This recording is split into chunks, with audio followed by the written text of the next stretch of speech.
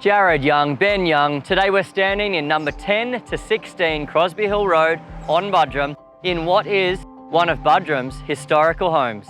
Set on over half an acre, this home has a rich history dating back to the early 1900s, growing many coffee, banana and sweet potato plants throughout this area. That's right, Ben, and rumour has it Buderim coffee won at the Crystal Palace Trade Exhibition in London in the early 1900s.